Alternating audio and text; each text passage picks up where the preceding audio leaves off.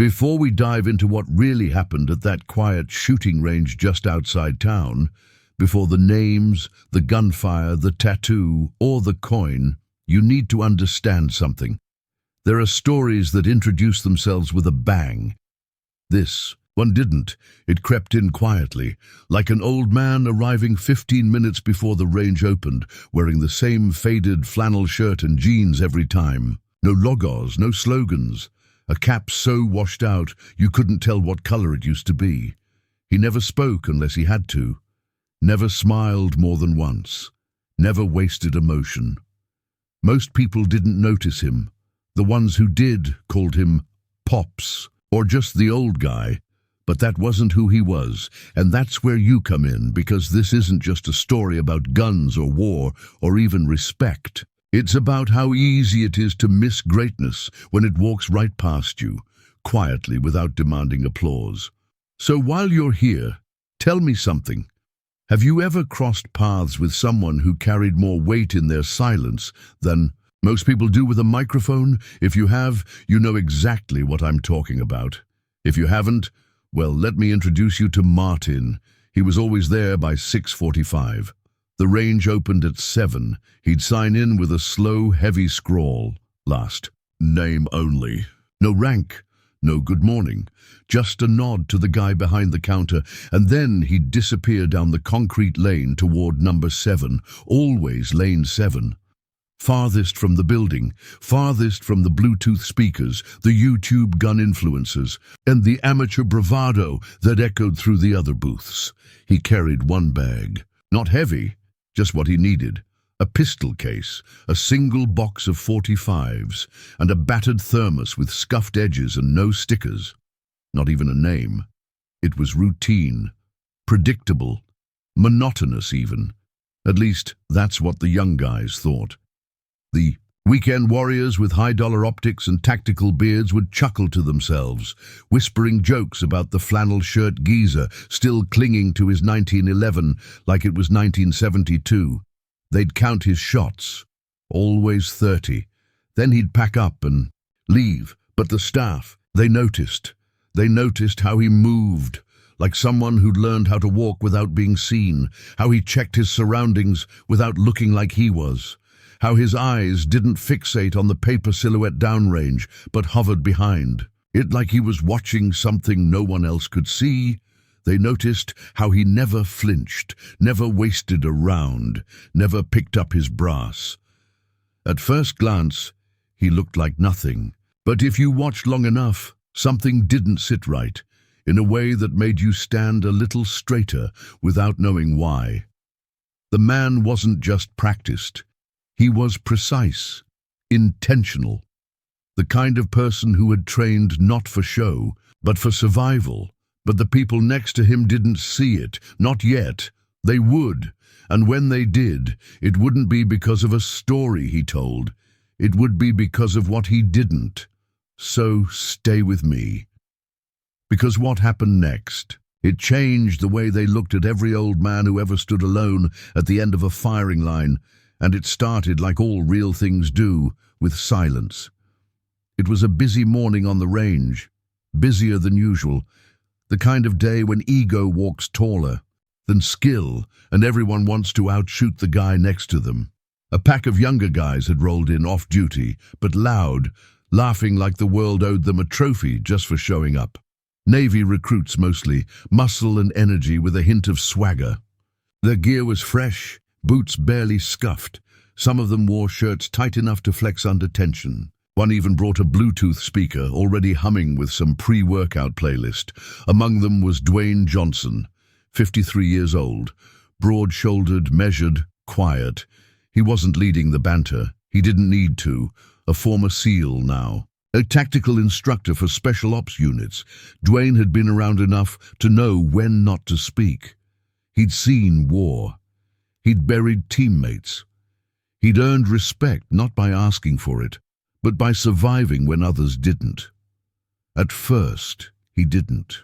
Pay attention to the man 2 lanes down. Just another civilian, it seemed, probably ex-military, maybe not, hard to tell. The flannel shirt, the old ball cap, the relaxed movements. It all looked too casual, too unremarkable. But then came the sound. It wasn't the volume. It wasn't even the caliber. It was the rhythm. 3 shots, reset, 2 shots, reset, all within a tight group, clean, deliberate, like music, but played by someone who didn't care if anyone was listening. Dwayne paused. There was something about it, something in the precision, the way the man held the weapon, textbook grip, classic stance, no wasted energy, no overcorrection. He wasn't reacting to recoil. He was dictating terms to it. Dwayne shifted his stance slightly, subtly glancing left. That's when he saw it. Just for a second. A glimpse of the old man's forearm as he reloaded. The shirt sleeve was rolled back just enough to reveal a tattoo, not flashy, not oversized. 2 faded digits and a symbol so clean, so specific it didn't need color to stand out. Dwayne blinked. No way! It wasn't a biker mark. Wasn't a souvenir from some overseas bar. It was First Recon, and not the modern kind you find printed on T-shirts sold online. This was the kind that got burned into your skin, only after it had already been burned into your soul. He looked again. Sun-faded, but unmistakable. That ink wasn't designed. It was earned. He kept watching, now fully alert. The old man's form never wavered. With every magazine swap, he moved like someone whose muscle memory was built in places where a mistake meant more than just missing paper. The younger guys nearby were still laughing, still comparing groupings, still making bets. One of them, Petty, nudged Dwayne and nodded toward the flannel-shirted shooter. "Old guy's doing all right, huh?" he joked. Dwayne didn't laugh. He just kept staring. He'd seen that kind of shooting before, but only in the rarest of places. On the range? Maybe. In combat? Once or twice. But from someone this calm, this invisible, never. He stepped forward, not with aggression, not with curiosity, with reverence. Because Dwayne had a feeling he wasn't just looking at a shooter, he was standing 2 lanes away from a ghost that never left the battlefield. Dwayne waited until the old man finished reloading before making his move. He wasn't sure what he was going to say, not exactly. All he knew was that he couldn't just stand there pretending he hadn't seen that. Ink, that mark, that relic of a brotherhood so few ever earned, and even fewer survived. He stepped sideways, respectfully, not close enough to be intrusive, but near enough to be heard over the muffled gunshots from the other lanes. "Excuse me, sir," Dwayne said quietly, eyes locked on the forearm that had given him pause. "That ink on your arm, that's First Recon, isn't it?" The old man didn't look up right away. He just finished his last round with a calm precision that almost made time feel like it was waiting on him. Then he set the pistol down on the bench, slowly, almost ceremonially. Only then did he glance over at Dwayne. His eyes weren't cold. They weren't even wary. They were just still, grounded, like someone who had already seen too much and didn't feel the need to prove anything anymore. "One time," he said. That was it. 2 words, flat tone, no ego, no hesitation. But to Dwayne, it landed like a freight train, because that wasn't a brush-off. It was a boundary, a subtle line, drawn not in arrogance, but in experience. It was the kind of answer that didn't just speak of the past. It protected it. Dwayne stood motionless for a second, letting the weight of that response sink in. He recognized it instantly. It was the same kind of silence used by the men who came back from places they couldn't talk about. The ones who carried memories so sharp, even language wasn't strong enough to hold them. It wasn't dismissal. It was an invitation to respect the space. So Dwayne did just that. He gave a small, understanding nod, took a step back, and returned to his lane. But he couldn't shake what he'd just felt. Something had shifted. The rhythm of his own shots felt different now. His pulse didn't quite match his aim. His eyes kept drifting left, back to lane 7. The old man moved like time wasn't, in a hurry.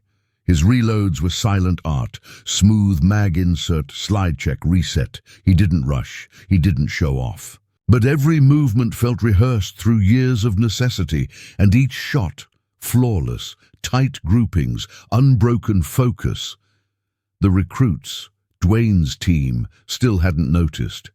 Petty leaned over again, chuckling like it was still just another day. At the range. "Hey, that old guy's still doing all right, huh?"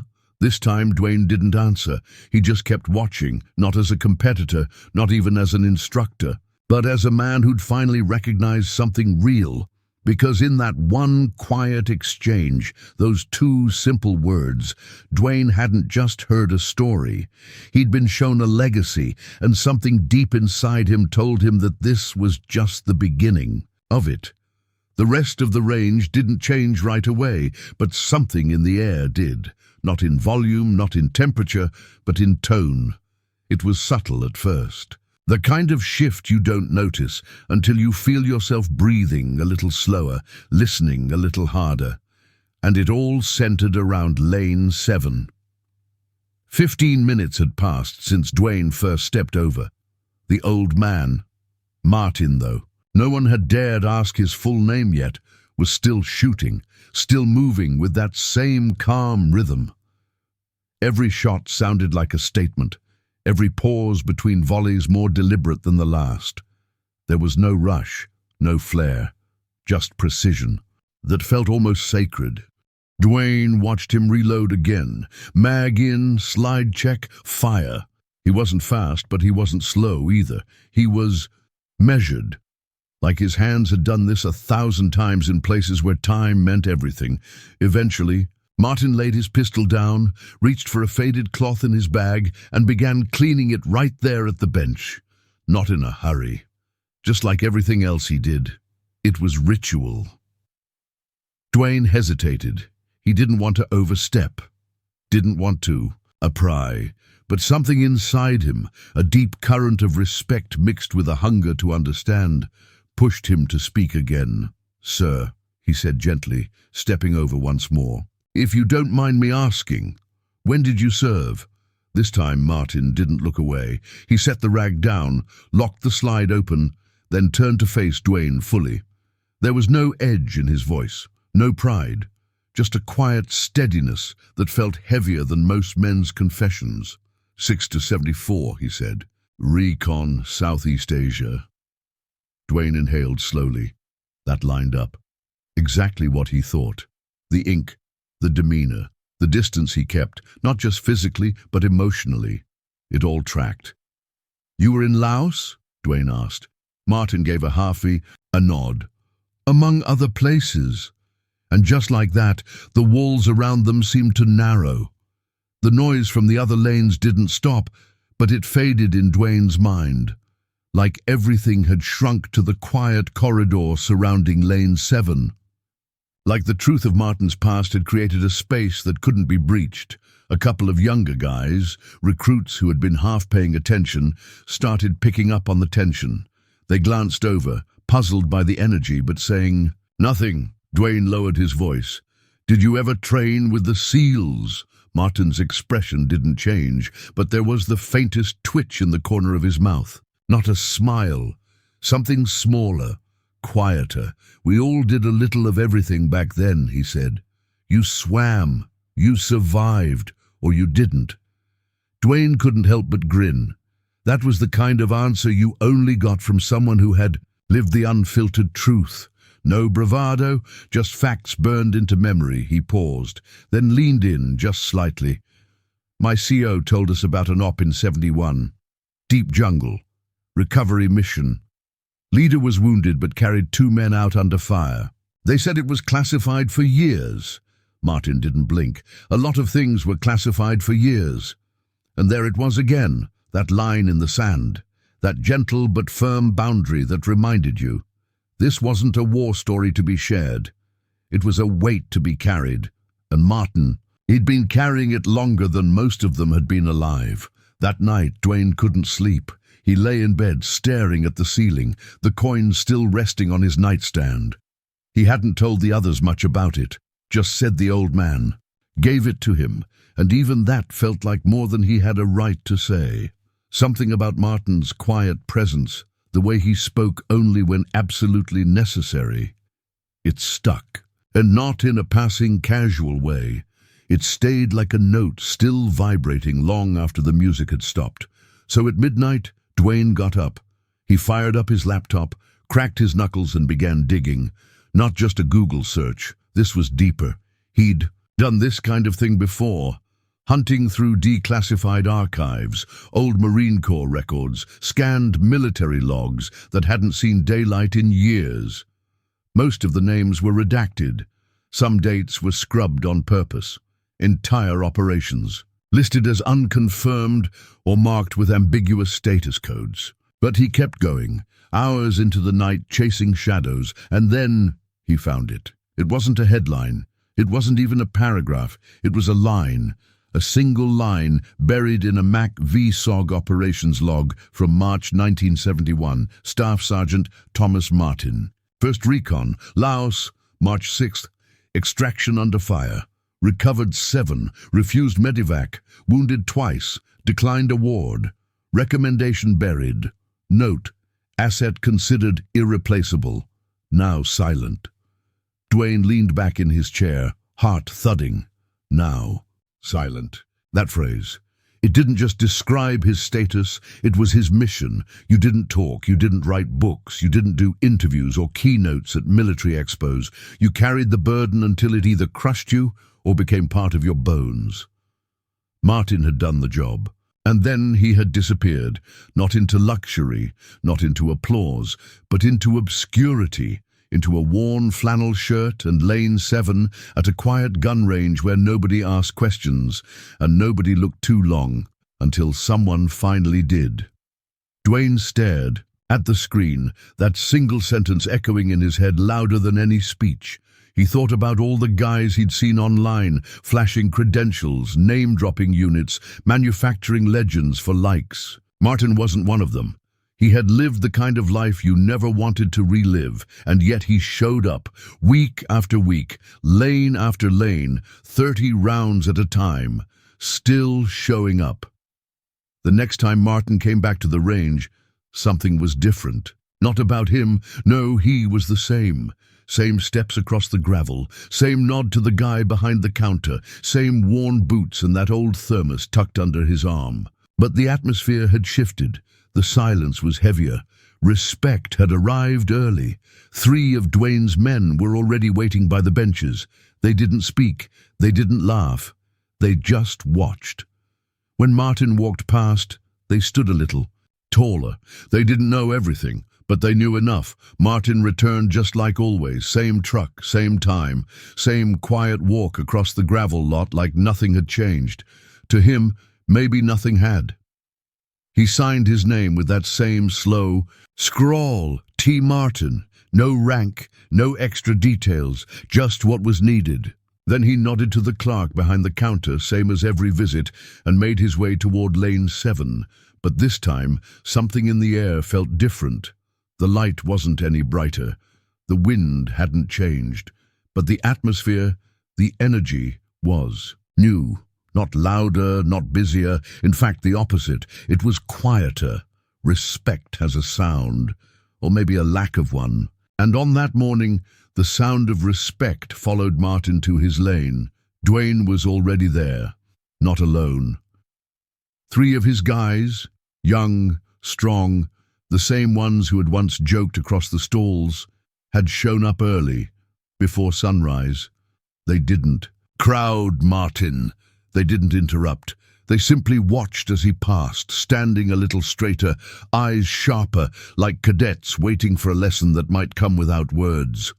Martin didn't look at them. He didn't nod or ask why they were there. He just set up like he always did. Bag unzipped halfway, thermos tucked inside, 1 pistol, same box of 30 rounds. But he noticed.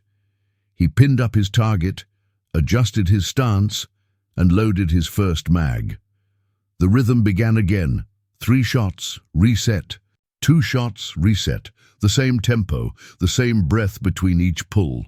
But even the way sound carried through the air had changed. Less small talk, less ego. No one was trying to outshoot anyone. No one dared. About halfway through his second group, Dwayne approached, no longer casual. This wasn't curiosity anymore. It was something closer to reverence. He waited respectfully until Martin had finished his group, ejected the mag, and rested the pistol. Then he held something out, a sealed box of fresh .45 ammo. Martin looked at it, then up at Dwayne. There was a pause. Not skeptical, not dismissive, just evaluating. Not the kind of look that measured threat, but the kind that measured intention. Dwayne didn't over-explain. He just said, "I figured 30 wasn't enough today." Martin didn't smile, but this time he nodded. Not the usual blink-and-miss nod he gave to the counter guy or the clipboard. This one lasted. It said, "You understand now." Martin took the ammo, reloaded, and resumed firing. Not a single word was exchanged after that. But something powerful had. Every shot that followed wasn't just a mark on paper, it was a passing of knowledge, of presence, of legacy. When the session ended, the smell of gunpowder lingering soft in the air, Martin sat on the edge of the bench, sipping from his thermos like nothing had changed. But everything had.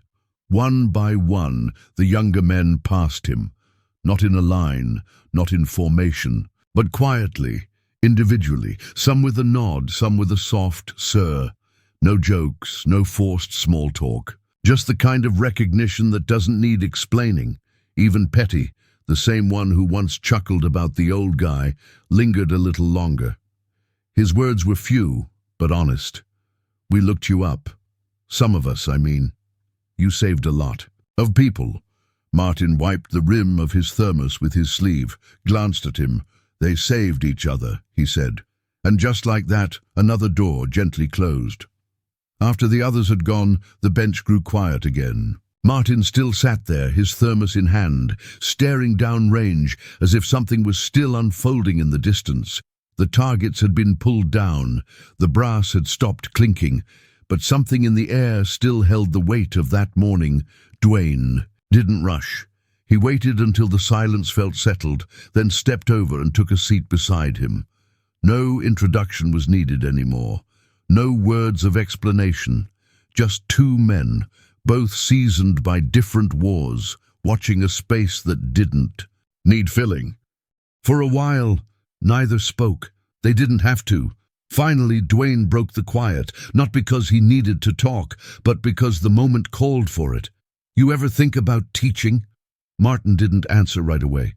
He took another sip, the thermos resting easy in his hands, the sun catching the faint dust in the air. When he finally spoke, his voice was low, measured. "I spent 30 years trying to forget everything I'd teach." Dwayne nodded slowly. It made sense. There were some lessons that weren't built for classrooms, some knowledge that didn't belong in binders or PowerPoint slides, some truths you didn't share because they were too sacred, too costly, too carved into you. "But some of us," Dwayne said, "we need to remember it." Martin didn't move, didn't blink, just sat with that sentence hanging between them like smoke in the morning light. After a pause, he turned slightly. "You don't teach this," he said. "You absorb it." The words hit Dwayne harder than he expected. They weren't dismissive. They were accurate. You didn't learn this kind of wisdom from instructions. You earned it. Through silence, through observation, through presence, over time. "That's why I'm still listening," Dwayne replied. Martin studied him for a second longer this time. Then, finally, he stood. "Then don't talk so much." They both laughed. A soft, knowing kind of laugh, not loud, not mocking. Just shared understanding between men who didn't need to impress each other anymore. Before Martin left, he placed something on the bench beside Dwayne. It was the full box of 45s, the same one Dwayne had given him earlier that morning. Untouched. No words, just a gesture, and yet it said everything. That afternoon the staff made a small change. Quiet, respectful, and without ceremony. Above lane 7, they mounted a thin brass plate, no larger than a business card. It didn't say hero, it didn't say legend, it didn't even say recon. It said reserved until he says otherwise. Martin never asked who put it there, and he never told them to take it down. Some men teach by speaking, others teach by showing up.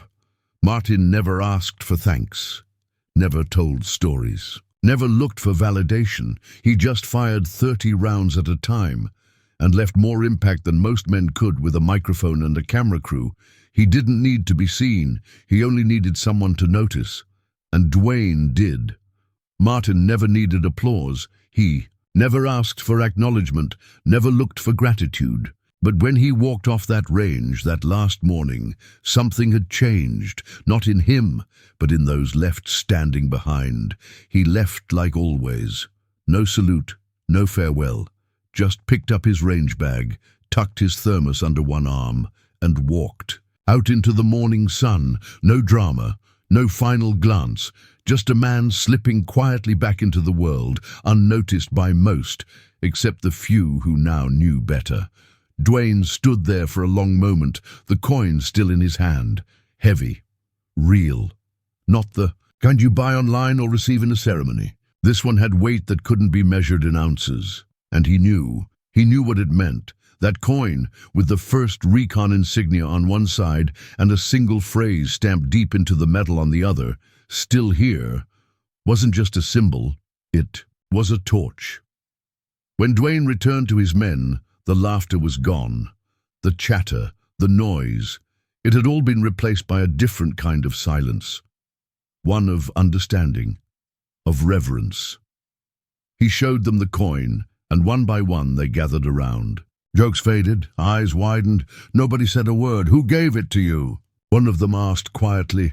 Dwayne didn't point, he just looked toward lane 7. "The man you all ignored," he said. "The one you laughed at, that was Staff Sergeant Thomas Martin?" Nobody replied. They didn't have to. The silence spoke, louder than any apology could. Later, Dwayne walked back to the counter, the coin held gently in his palm like something sacred. The clerk glanced up from his phone. "Everything all right?" Dwayne placed the coin down on the counter, careful not to let it clink too loud. "You know this man?" The guy leaned over, squinted. "That the old guy from lane 7? "Yeah," Dwayne nodded. "Martin, you know his first name?" The clerk tapped a few keys, brows furrowing as the screen refreshed. "T. Martin," he read, "joined the range about 10 years ago. Pays cash, no credit cards, no email, just notes here he marked, 'Do not publish name for recognition, events, or honors.'" "That's rare," Dwayne leaned in. "You know why?" The guy paused, then shook his head. "Only time he ever said anything to me was when I thanked him for his service. He looked me dead in the eye and said, 'I didn't do it for you to thank me.'" He gave a nervous chuckle, didn't bring it up again. Dwayne didn't laugh. He just looked down at the coin one last time, then walked out without another word. That night, as the range lights dimmed and the echo of gunfire faded into memory, something lingered in the air, a reminder. Because here's the truth. The real warriors, they don't announce themselves, they don't shout their stories. They wait for someone willing to look, to listen, to notice. And now I ask you, have you ever met someone like Martin? Someone who never boasted, never bragged, never demanded attention, but quietly carried more history in their hands than most books ever will. If you have, say their name in the comments. Tell their story. Let them be remembered by more than just fading ink and old gear.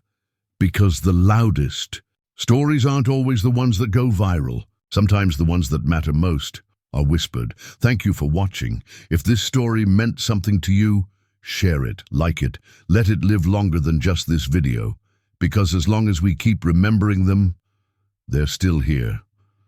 Some heroes don't wear medals, they wear silence. They walk among us unnoticed until one of us looks closely enough to see the truth. If this story moved you, share it with someone who still believes in quiet courage. Hit that like button if Martin reminded you of someone in your life, and drop their name in the comments so we never forget the ones who stood tall, even when no one was watching. Subscribe to Human Stories, Because the loudest voices aren't always the ones that shout. Sometimes they wait to be noticed.